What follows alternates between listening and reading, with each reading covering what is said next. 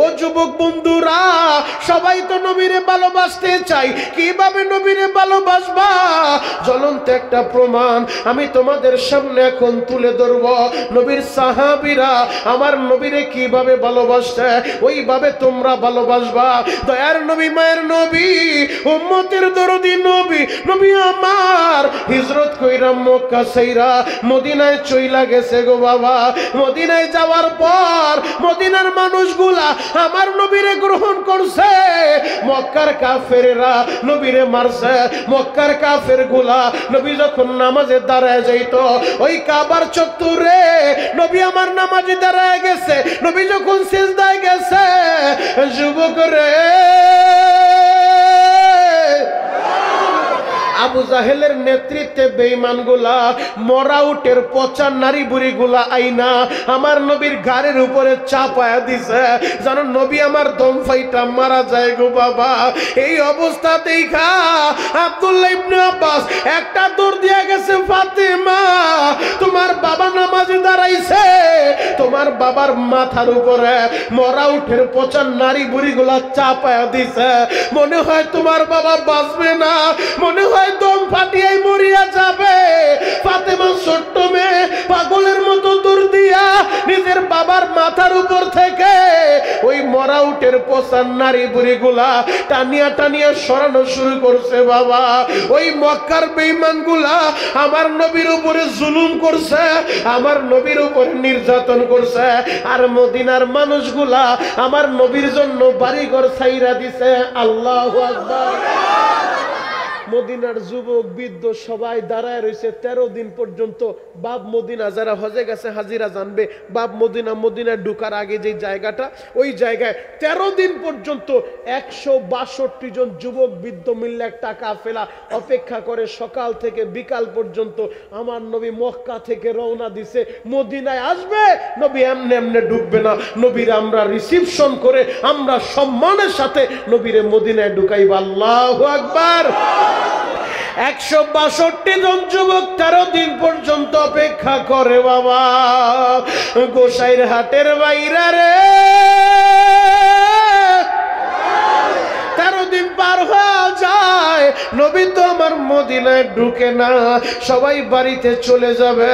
ওই দিন বিকাল বেলা একটা যুবক খেজুর গাছের মাথায় উঠা একটা ডাক মারছে, ও মদিনার যুবকেরা, ও মদিনাবাসী শুনো, তোমরা যাইও না, যাইও না।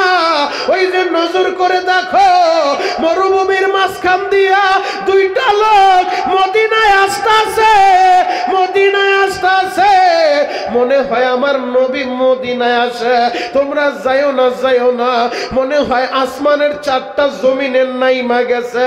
মদিনার মানুষগুলা দাঁড়ায় রইছে আমার নবীরে দেখার লাইগা। উকি ঝুঁকি মারা শুরু হয়ে গেছে। আমার নবী মদিনায় আইছে।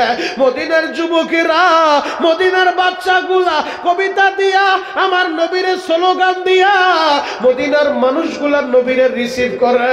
তোলাল বাদরু আলাইনা, আরবি কবিতার মাধ্যমে, এই কবিতার মাধ্যমে স্লোগান দিয়া দিয়া আমার নবীরে রিসিভ করে।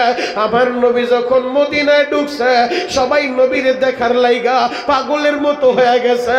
মদিনার মানুষগুলা বলে, নবীজি আমার বাড়িতে আসেন, আমার বাড়ি ছাইরা দিব, আমার বাড়িতে মেহমান হন।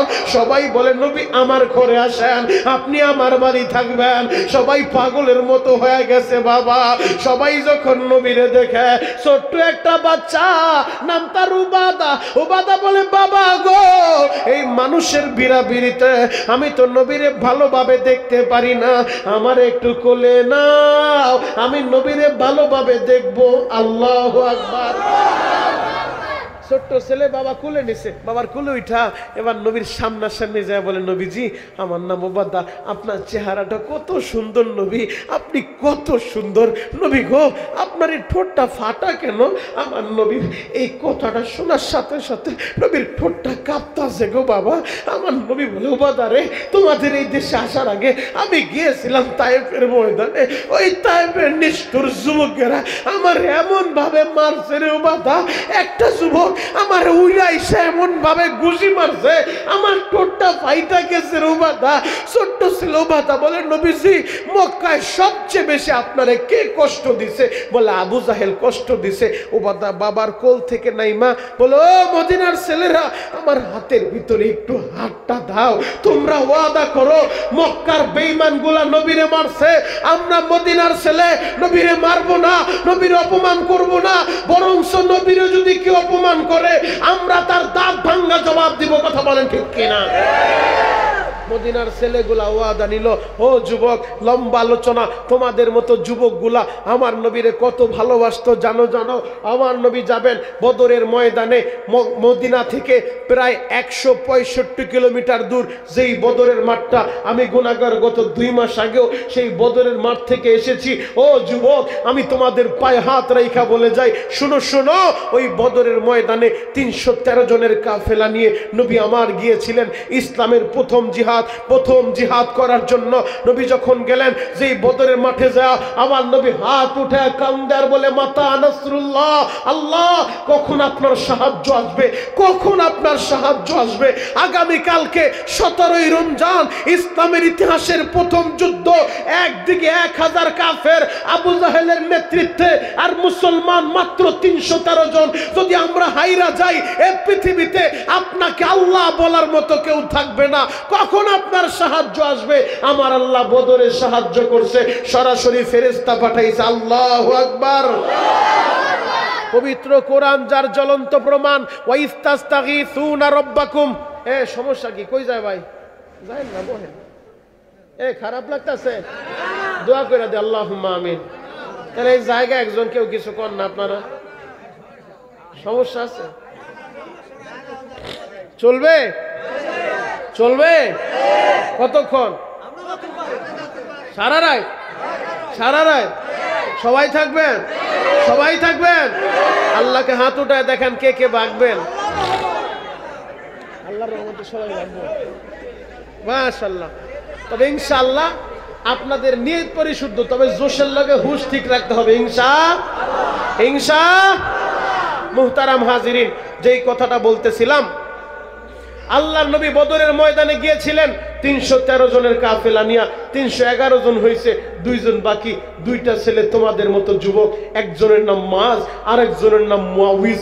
2টা সন্তান মায়ের কাছ থেকে বিদায় নিয়ে আসছে, মা গো নবীর সাথে আমরা বদরের ময়দানে যাব। মাজ আর মুআউইজ 2টা ভাই, 10 বছর 12 বছরের 2টা ভাই যখন নবীর দরবারে আসছে, আয়েশা বলেন নবী গো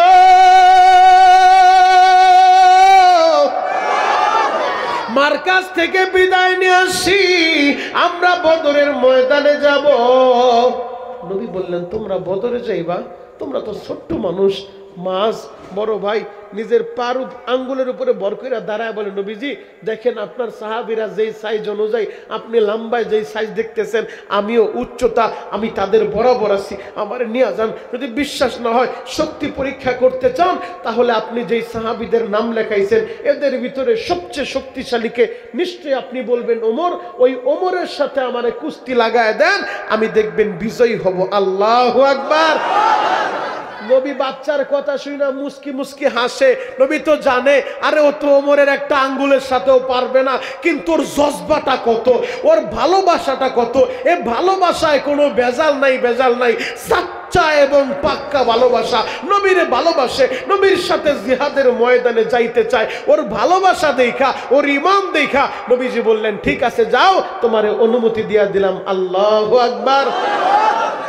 এখন ছোট্ট ভাইটা বলে, মুআউইজ বলতেছে ভাই রে, তোরে তো নবী অনুমতি দিয়া দিছে, তুই তো বলছো ওমরের সাথে কুস্তি লাগবি, নবী তোর অনুমতি দিয়া দিছে। এখন আমার যদি অনুমতি না হয়, মার কাছ থেকে 2টা ভাই বিদায় নিয়ে আইলাম, আমার যদি অনুমতি না হয় কি উপায় হবে? একটা দৌড় দিয়া নবীর কাছে গেছে, নবীজি আমার বড় ভাই মাজ সে আপনার সাহাবী ওমরের সাথে কুস্তি লাগতে চাইছে, নবীজি আমার বড় ভাইয়ের অনুমতি দিবেন, আমার বড় ভাইয়ের সাথে আমারে কুস্তি লাগায় দেন, দেখবেন এমন আসার ওরে মারবো, ওরে জমিনে আমি ফেলে দিব, আপনি আমার অনুমতি দেন। আল্লাহু আকবার। নবীজি ছোট্ট ভাইটার ভালোবাসা দেখা, ওরা আবেগ দেখা নবীজি বললেন ঠিক আছে তাহলে দুই ভাই কুস্তি লাগো, দেখা যাক কে পারে, যে পারবা তারে নিব। এবার ছোট্ট ভাইটা বড় ভাইয়ের সামনে দাঁড়া চোখের পানি সাইরা দিছে, বলে ভাই রে, নবী যেহেতু তোরে অনুমতি দিছে, নবী অনুমতি দিছে, এই অনুমতি খণ্ডন করার, রহিত করার পৃথিবীতে কেউ নাই, তোর অনুমতি হয়ে গেছে ভাই রে, এবার তুই একটু অভিনয় কইরা, আমি জানি তোর সাথে লাগলে আমি পারবো না, তবে তুই একটু অনুমতি কইরা, তুই একটু নাটক কইরা, অভিনয় কইরা, আমি যখন তোরে ধরবো তুই ইচ্ছা কইরা এই জমিনে পইরা যাবি, যেন আমার অনুমতিটাও হয়, তুই যেহেতু অনুমতি পাইছস আমিও যেন নবীর কাছে অনুমতিটা পাই। এবার দুই ভাই যখন কুস্তি লাগছে, সব সাহাবী দাঁড়ায় দাঁড়ায় দেখতেছে, ছোট্ট ভাই বড় ভাইয়ের ঘাড়ের ভিতরে হাত দিয়া, পা দিয়া এমন জোরে ল্যাং মারছে, বড় ভাইরে জমিনে ফালায়া বড় ভাইয়ের বুকের উপরে বইসা এবার মুআউযিজ আমার নবীর দিকে তাকাইছে, নবী গো এই যে টাকা দেখেন, আমার বড় ভাইরে আমি জমিনে ফেলে দিছি, আমার বড় ভাইয়ের চাইতেও আমি শক্তিশালী, আমারে অনুমতি দিয়া দেন। নবী বললেন যাও, দুজনের অনুমতি দিয়া দিলাম। আল্লাহু আকবার। এখন 313 জন নিয়ে 165 কিলোমিটার রাস্তা পাড়ি দিয়া নবী চইলা গেছে বদরের মাঠে যুদ্ধ চলতেছে। হঠাৎ করে আব্দুর রহমান ইবনে আউফ হাদিস বয়ান করে, কিতাবুল মাগাজি খুইলা দেখো, আব্দুর রহমান ইবনে আউফ হাদিস বয়ান করে, বদরের ময়দানে ছোট্ট দুইটা বালক মাআজ আর মুআউযিজ ওরা আমার সামনে আইসা আমারে বলে, চাচা গো আবু জাহেল কোনটা একটু দেখায় দেন আমাদেরকে।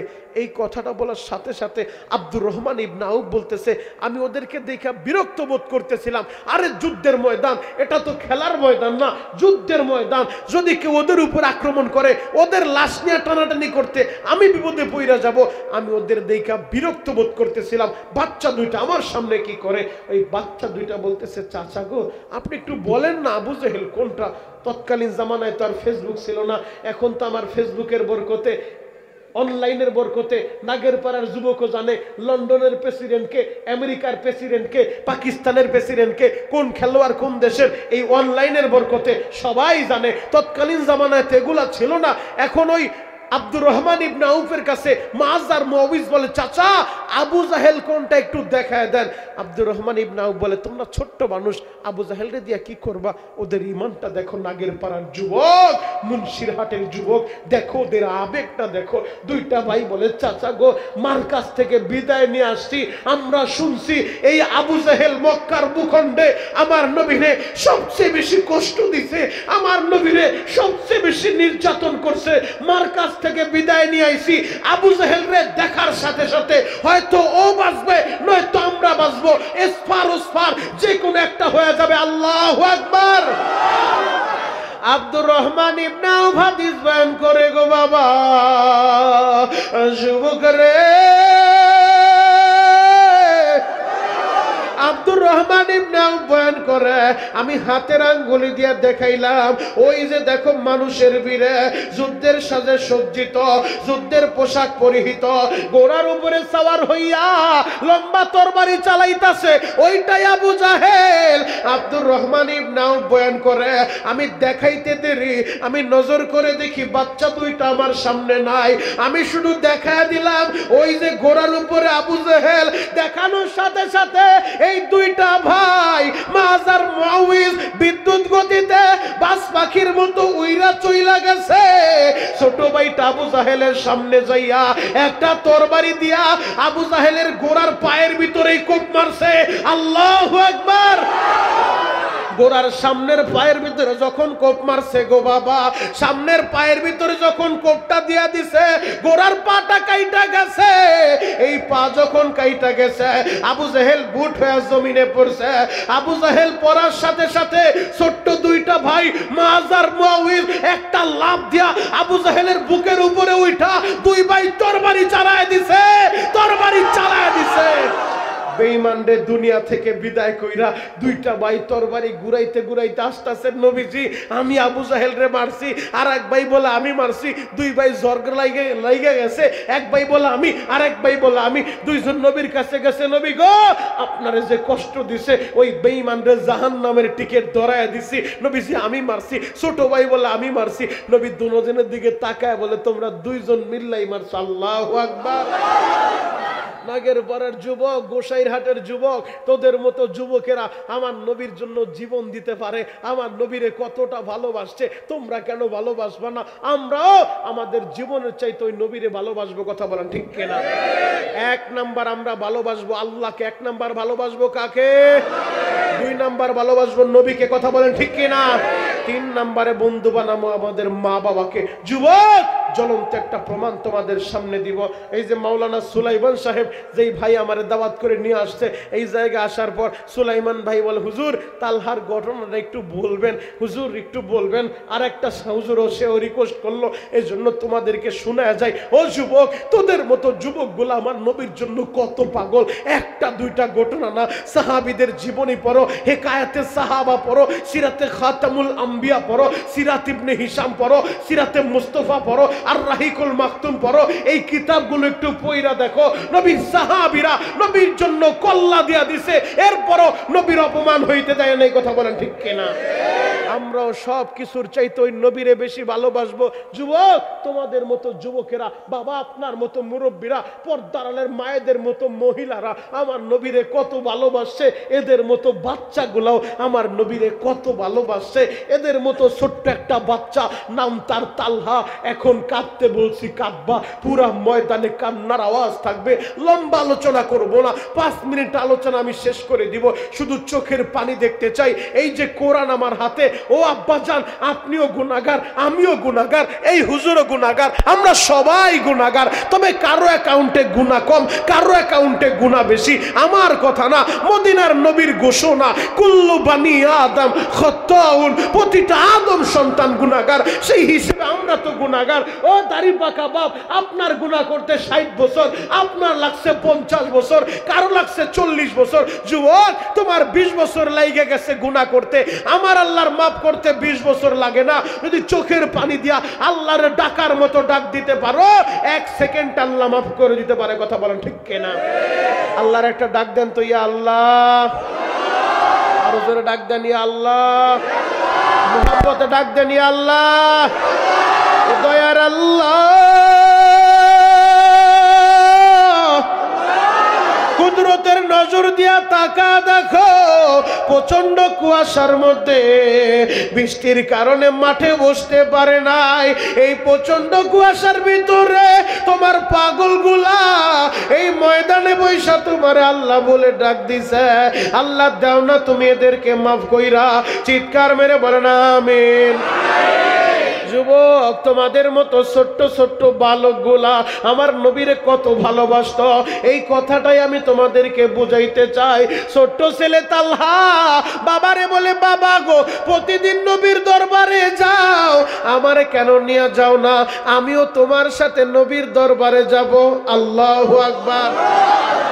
আমি অবাক হয়ে গেলাম, ছোট্ট ছোট্ট বাচ্চারা বসে আছে, এই যে ছোট্ট ছোট্ট আমার মামুনি, এই যে ছোট্ট বাচ্চাগুলা চলে আসছে, হয়তো বাবার সাথে চলে আসছে, বাবা যাবে, বাচ্চাটারাও নিয়ে আসছে নবীর দরবারে। ছোট্ট ছেলে তালহা বলে, বাবা তুমি একা একা যাও, তুমি একাই কি নবীরে ভালোবাসো? আমি কি ভালোবাসি না? তুমি আগামীকাল থেকে আমারও নবীর দরবারে নিয়ে যাইবা। আরো জোরে বলেন। আলেম ওলামার সাথে বাচ্চারে নিয়ে যাবেন, মসজিদে গেলে বাচ্চার হাত দিয়ে আলেম হুজুরের সাথে মুসাফা করাইবেন, বলবেন হুজুর দোয়া করেন। মসজিদে গেলে দান বাক্সে টাকা দিলে নিজে না দিয়া বাচ্চার হাত দিয়া দেওয়াইবেন, নিজে দিলে আলাদা দিবেন, বাচ্চার হাতে টাকা দিবেন। বাচ্চা যেন শিখে আমার বাবা মসজিদে দান করতো। বাড়িতে কোনো ভিক্ষুক আসছে, বাচ্চার হাত দিয়া দেওয়ান। ছোট্ট মেয়েটা ঘরে আছে, ওর হাত দিয়া ভিক্ষু করে আপনি কিছু দান করেন, সদকা করেন। এর দ্বারা বাচ্চাদের অভ্যাস হবে, আপনি যখন থাকবেন না ওর দিমাগে এটা ঢুকে গেছে, আমার মা বাবা অসহায় মানুষের খাবার দিত, তাদের পাশে দাঁড়াইতো, মসজিদ মাদ্রাসায় দান করত। ও বুঝবে আমার মা বাবার কথা স্মরণ কইরা আমাকেও দান করতে হবে। কথা বলেন ঠিক কিনা? ছোট্ট ছেলে তালহা বাবার সাথে নবীর দরবারে যাবে, নবীর দরবারে নিয়ে গেছে। আমার নবী ফজরের নামাজের পরে সাহাবীদের উদ্দেশ্যে কিছু নসিহত করতেন। নসিহত শেষ হইলে যে যার মতো বাড়ির উদ্দেশ্যে রওনা দিতেন। যখন নসিহত শেষ করছে সবাই যে যার মতো বাড়ির উদ্দেশ্যে রওনা দিছে। এখন কাঁদতে বলছি, কাঁদবা। ছোট্ট ছেলে তালহা মসজিদে নববীর কর্নারে যায়, দরজার কিনারায় যায় বাবার হাতটা ধইরা বলে, বাবা গো তুমি একটু এই জায়গায় দাঁড়াও, আমি না আমার নবীরে দেখে আমার মনটা ভরে নাই। আল্লাহু আকবার। বাবা তুমি একটু এই জায়গায় দাঁড়াও, আমি একটু নবীর সাথে পার্সোনাল একটা কথা বলে আসি। বাবা চোখগুলা বড় বড় করছে, তুই বলস কি? নবীর সাথে পার্সোনাল কথা বলবি মানে? আমি নবীর সামনে দাঁড়ায় কথা বলতে সাহস পাই না। ওমরের মতো বীর বাহাদুর কথা বলতে গেলে থর থরায় কাঁপে, না জানি আবার কোনো বেয়াদবি হয়ে যায় কিনা। আবু বকর কথা বলতে গেলে হিসাব কিতাব করে বলে, কোনো বেয়াদবি আবার হয়ে যায় কিনা। সেই নবী, তার সামনে তুই পার্সোনাল কি কথা বলবি? ছোট্ট ছেলে তালহা বলে, বাবা গো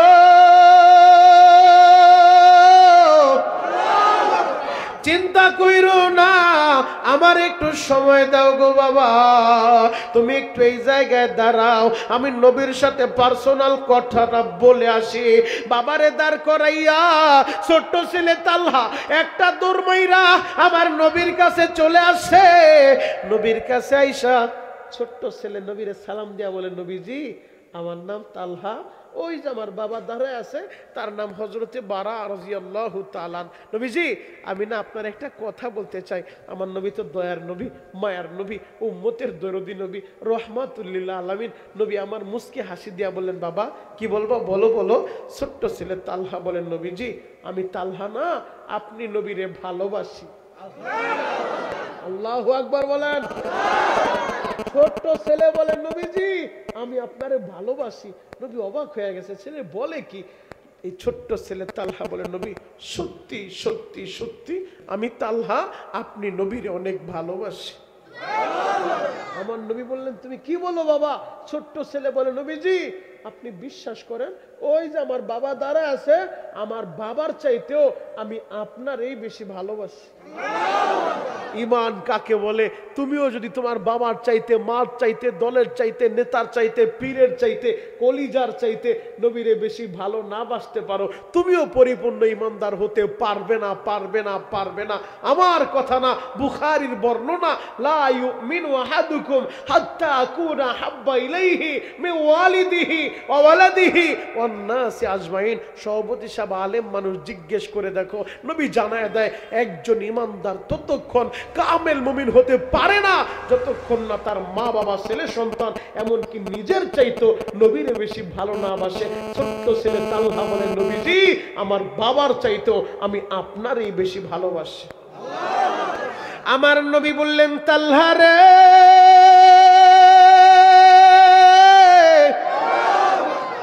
আমি যদি তোমারে বলি তোমার বাবার একটা কোপ দিয়া দুই টুকরা কইরা বাবার মাথা আমার কাছে নিয়ে আসবা, তুমি পারবা? আপনি কি বলতেন? ও নাগের পাড়ার যুবক তুমি কি বলতা? ছোট্ট ছেলে কি বলে শোনো শোনো। তালহা বলে, নবীজি আপনি যদি বলেন, আপনি যদি বলেন, আপনি যদি বলেন, আপনার আদেশ পালন করার জন্য আমি তালহা আমার বাবার একটা কোপ মাইরা দুই টুকরা কইরা বাবার মাথাটা আপনার কদমের সামনে রাইখা দিবা। আল্লাহু আকবার। নবী ওর এই কথা শুই না নবী আরো অবাক হয়ে গেছে। এই ছেলে বলে কি? ওর ভালোবাসায় তো কোনো বেজাল নাই। নবী আমার লম্বা একটা তরবারি দিছে, সাইজে ওর সাইজে তরবারি বড় হয়ে গেছে, লম্বা তরবারি দিছে, যাও বাবারে কোপ মাইরা বাবার মাথাটা নিয়ে আসো। এখন কাঁদতে বলছি, কাঁদবা? ছোট্ট ছেলেটা তরবারি হাতে নিয়ে পাগলের মতো দৌড় মারছে, বাবারে কোপ দিব, বাবার মাথাটা নিয়ে আসবো। এই দৃশ্যটা দেখা রহমাতুল লিল আলামিন নবী আমার আর শুইতে পারে নাই গো বাবা। নবী আমার চিৎকার মাইরা বলে, আমার সাহাবীরা তোমরা তোমরা কে কোথায় আছো গো, তাড়াতাড়ি ছোট্ট তালহারে ধরো, নয়তো যে কোন একটা অঘটন ঘটায় ফেলবে। এবার তালহারে দইরা নবীর কাছে নিয়ে আসে।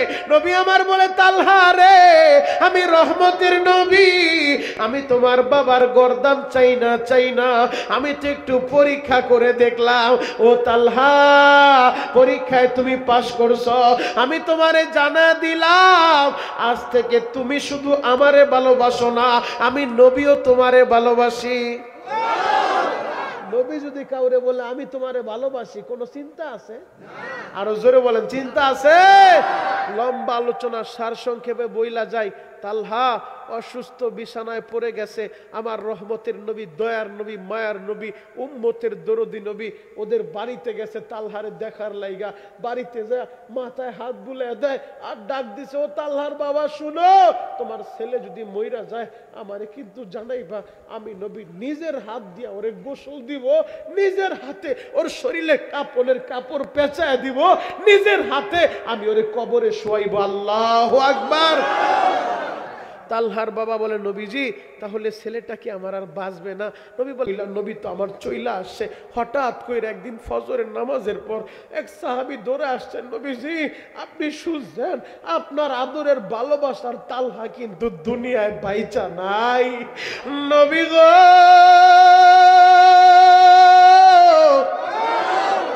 তালহা দুনিয়ায় বাইচা নাই। শুধু তাই নয় গো নবী, তালহারে কবর দিয়া ফেলছে, আপনারে কিন্তু জানায় নাই। নবী বললেন, কি বললা? ওরে কবর দিয়া ফেলছে? বলে হ্যাঁ। নবী বললেন, আমি না বললাম ওর বাবারে আমি ওরে গোসল দিব, আমি না বললাম ওর বাবারে আমি ওরে কাপড়ের কাপড় পেঁচায় দিব, আমি ওর জানাজার ইমাম হইব, আমারে না জানায় কবর দিল। চলো তোদের বাড়িতে যাই। এবার নবী আমার তালহার বাড়িতে গেছে। বাবা তালহার বাড়িতে যায়, তালহার বাবা যখন নবীরে দেখছে, নবীর সামনে আইসা চোখের পানি দিয়া কান্দে আর বলে, নবী গো আগে আমারে মাফ করেন, ছেলে হারানোর ব্যথা আমি জানি নবী, আমার আগে মাফ করেন, আমার কথাটা শুনেন। আমার নবী বললেন, মাফ করে আগে বলো, আমি বললাম আমার তালহারে আমি গোসল দিব, আমার তালহারে কাপড়ের কাপড় পরাইবো, আমারে না জানে কেমনে তুমি তারে কবর দিলা? তালহার বাবা বলেন, নবী গো আপনি জানেন তালহা আপনারে ভালোবাসে, আমিও এইটাই জানি, তবে ভালোবাসার পরিমাণটা আমি বুঝতে পারি নাই। বলে কি হয়েছে? নবীজি গতকাল দুপুর বেলা আমার ছেলের শরীরে জ্বর উঠে গেছে, ছেলে আর কথা বলতে পারে না, হাতটা কাঁপতে কাঁপতে বলে, বাবা আমার হাতে একটু হাতটা দাও। আমি বললাম কি হয়েছে? বলে, বাবারে আমার হাতে একটু হাতটা দাও।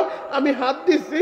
আমার ছেলে বলে, বাবা জীবনের শেষ চাওয়া আমি তোমার কাছে চাই, এরপরে হয়তো আর জীবনে কিছুই চাইবো না বাবা, এটাই আমার জীবনের শেষ চাওয়া। কোনো বাবার সামনে দাঁড়ায় তার ছেলে যদি এইভাবে বলে আমার জীবনের শেষ চাওয়া, আর কোনোদিন কিছুই চাইতে পারবো না, আমি দুনিয়া থেকে চইলা যাইব, কোনো বাবা সইতে পারে না। এ পৃথিবীর সবচেয়ে করুণ ইতিহাস, বাবার কাঁধে সন্তানের লাশ। কথা বলেন ঠিক কিনা? আজকে কপাল পোড়া যুবকের ওই বাপরে চিনে না, কপাল পোড়া যুবকের ওই বাবার খেদমত করে না, মার খেদমত করে না। আমার এই শরীয়তপুরের ছেলেরা আজকে বিদেশের বাড়ি যায় টাকার মালিক হইছে, বিল্ডিং বানায় নিজের বউরে বিল্ডিং এর ভিতরে রাখে, বিদেশি কম্বলের নিচে মিমি ঘুমাইতে থাকে, কিন্তু পাশের ভাঙ্গা খেরের ঘরে মা দুঃখিনী পইরা থাকে, সিরা খাতা দিয়া বহুত কপাল পোড়া আছে, মা বাবার খবর নেয় না। কথা বলেন ঠিক কিনা? যে নিজের বিবিরে কম্বলের নিচে রাখলা, বিদেশি কম্বল বিল্ডিং এর ভিতরে, আর মা বাবা ভাঙ্গা ঘরের ভিতরে সিরা খেতায় মোড়া দিয়া ঘুমায়, মা বাবার খবর নিলা না, তুমি তোমার বিবিরে কম্বলের নিচে শোয়াও নাই, জাহান্নামের আগুনে শোয়াইছো। কথা বলেন ঠিক কিনা? যুবক তোদের পা দুইটা আগায় দে, পা ধরে বলে যাই, কোনোদিন ওই মার মনে কষ্ট দিস না রে ভাই, কোনোদিন ওই বাবার মনে কষ্ট দিস না। যেই দিন হারাইবি সারা পৃথিবী ঘুরবি, বাবার মতে একটা দরদি পাবি না পাবি না।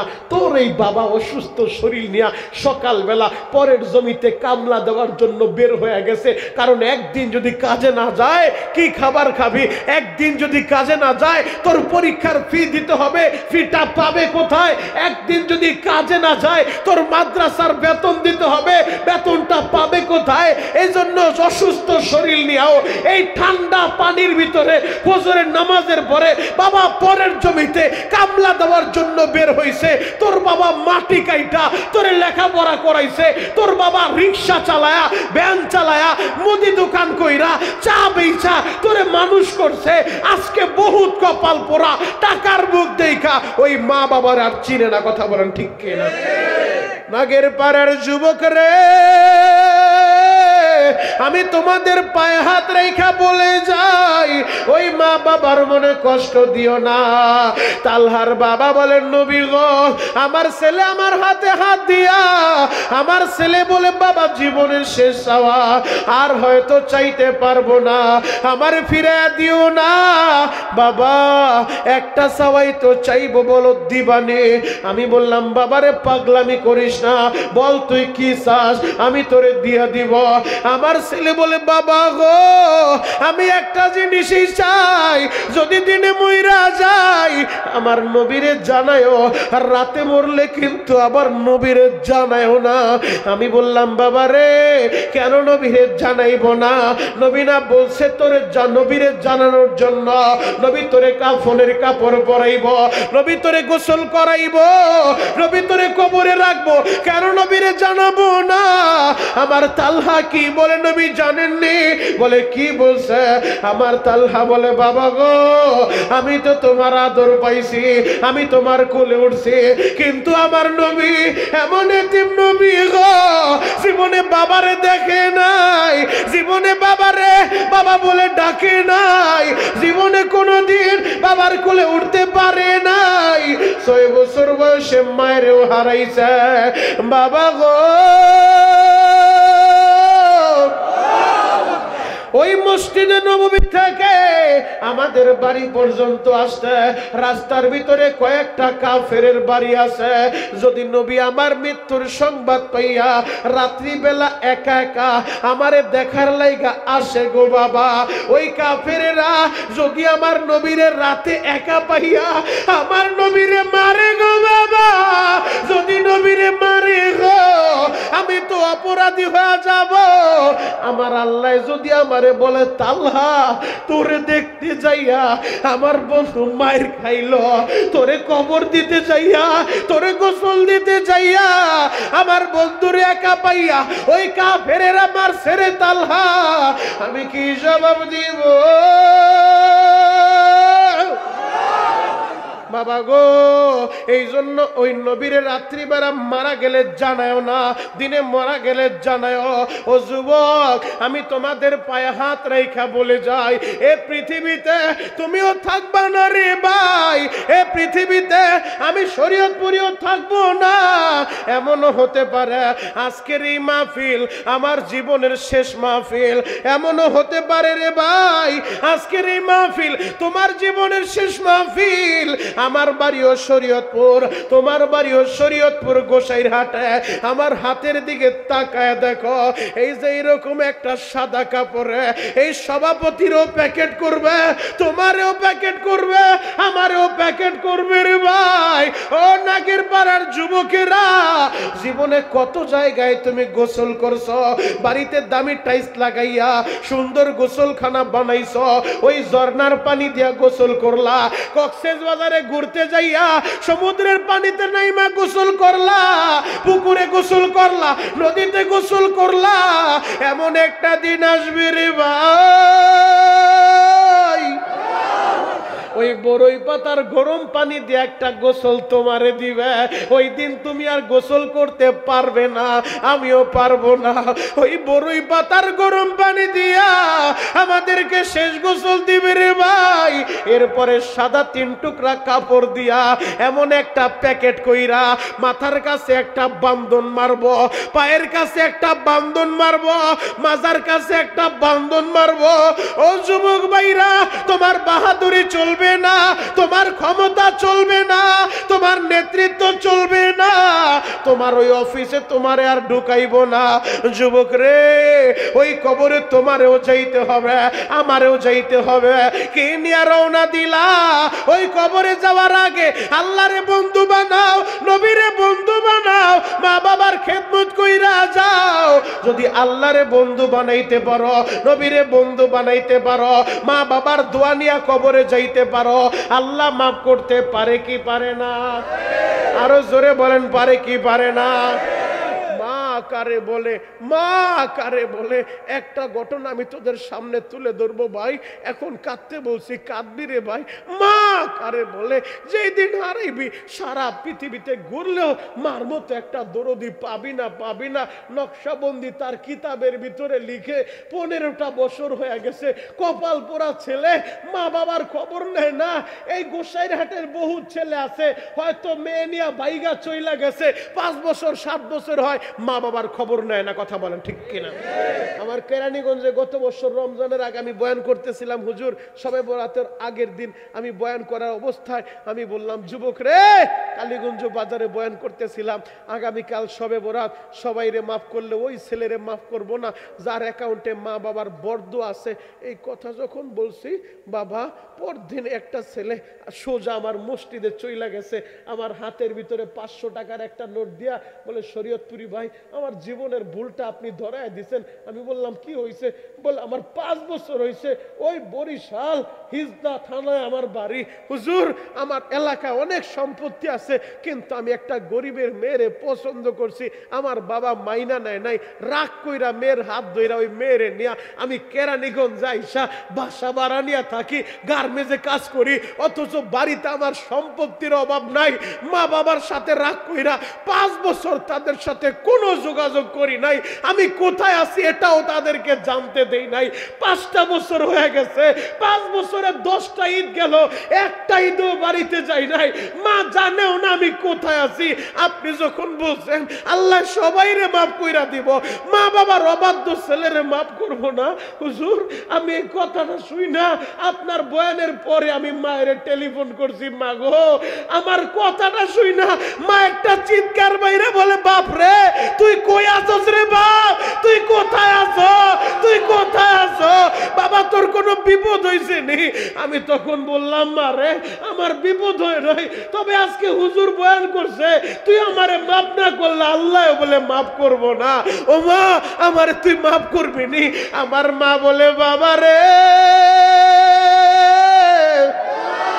তুই ছোট্ট মানুষ রে বাবা, এত অভিমান ভালো না, তুই এখনই রওনা দে, তুই বাড়িতে চইলায়, আমি তোর বাবারে বুঝায় বলবো। মা কারে বলে রে ভাই? নকশাবন্দি কিতাবের ভিতরে লিখে 15 বছর হয়ে গেছে, কপাল পোড়া ছেলে, মা বাবার খবর নেয় না। 15 বছর পর আল্লাহ তার দিলের মোড় ঘুরায় দিছে, 15 বছর পর সন্তান নিজের এলাকায় রওনা দিছে। 15 বছর হয়ে গেল, বাপ মার খবর নাই। যায় দেখি বাপ মা কি অবস্থা। 15 বছর পর আইসা দেখে যেই জায়গায় ঘর ছিল এই জায়গায় আর ঘর নাই, এই জায়গায় একটা আঙ্গুর ফলের বাগান, আর একজন দারোয়ান গেটের সামনে দাঁড়ায় আছে। এবার যুবক বলে, চাচা এই জায়গায় না ঘর ছিল, ওই বাড়ি কই, আর বাড়িওয়ালারা কোথায়? ওই দারোয়ান বলে, তুমি বাড়ির খবর লয়ে আইছো, তুমি কি জানো না এই বাড়িওয়ালা তো অনেক আগে বাড়ি বিক্রি কইরা দিছে? চাচা বাড়ি বিক্রি করছে মানে বাড়িওয়ালা কই? বলে, এই বাড়িওয়ালার একটা ছেলে আছে, ওই ছেলেটা মা বাবার খবর নেয় না, আমি শুনছি রাগ কইরা চইলা গেছে। ওই ছেলের লাইগা কানতে কানতে মুরব্বী অসুস্থ হয়ে গেছে, তার চিকিৎসার টাকার লাইগা বাড়ি ভিটা বাড়িটা বিক্রি করছে, এরপরও তারে বাঁচাইতে পারে নাই, মইরা গেছে। চাচা তাহলে ওই মহিলা কোথায়? বলে, ওই মহিলা ছেলের লাইগা কানতে কানতে চোখের আলো হারায় ফেলছে, অন্ধ হয়ে গেছে, এখন বাড়ি বাড়ি ভিক্ষা কইরা খায়। আর ওই যে বাগানে একটা ঝুপড়ি ঘর দেখো, ওই ঘরের ভিতরে রাত্রিবেলা আইসা থাকে। দারোয়ান বলে, ওই ছেলেটারে যদি আমি পাই, আর এই কাঁচি দিয়া টুকরা টুকরা করে আমি বাগা দিমু। এমন বাপ মারেও মানুষ কষ্ট দেয়, এমন মায়ের মানুষ কষ্ট দেয়। 15 বছর ধইরা মা কানতে কানতে ছেলের লাইগা অন্ধ হয়ে গেছে। এবার ওই যুবকটা যখন বারণ শুনে দারোয়ানও তারে খারাপ বলে, এবার নিজের পরিচয়টা আর দেয় না, সাহসও পায় না, পরিচয় গোপন কইরা বলে, চাচা গো ওই মহিলার সাথে একটু দেখা করতে চাই, কোন জায়গায় গেলে পাবো? বলো ওই বাগানে ঝুপড়ি ঘরের কাছে যাও, বিকালবেলা আসলে দেখা পাইতেও পারো। ও নাগের পাড়ার যুবক, এখন কাঁদতে বলছি, কাঁদবা। নকশাবন্দি কিতাবের ভিতরে লিখে ওই ছেলেটা এবার ঘরের সামনে যাইয়া, বাগানের ঝুপড়ি ঘরের সামনে দাইয়া দাঁড়ায় দাঁড়ায় অপেক্ষা করে 15 বছর পর মায়েরে দেখবে। সন্ধ্যা যখন হয়ে গেছে, সূর্য পশ্চিম আকাশে ডুবু ডুবু অবস্থা, এই অবস্থায় মা দক্ষিণের নজর করে দেখে, আরে মা এক হাতে ভিক্ষার ঝুলি আর এক হাতে লাঠিতে বর কইরা অন্ধ মা ওই বাগানের দিকে আগাইতেছে। 15 বছর পর মার এই অবস্থা দেখা কোন ছেলেই তো সইতে পারে না। আহারে মা,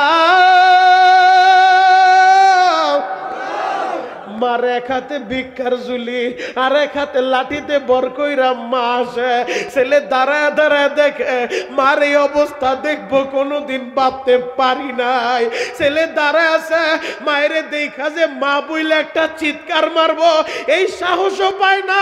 কোন মুখ নিয়া আমি মায়েরে মা বলবো? ছেলে দাঁড়ায় দাঁড়ায় অপেক্ষা করে, দেখি আমার মা কি করে। দেখে মাগরিবের আজান হইল, মা দক্ষিণী অজু বানাইয়া ঝুপড়ি ঘরের ভিতরে ঢুইকা জায়নামাজে দাঁড়ায় গেল। আরো জোরে বলেন। জায়নামাজে দাঁড়ায় অন্ধ মা মাগরিবের নামাজ পড়লো। এখন কাঁদতে বলছি, ভাই কাঁদবা, গুনাহ করতে সময় লাগছে, আমার আল্লাহর মাফ করতে সময় লাগবো না।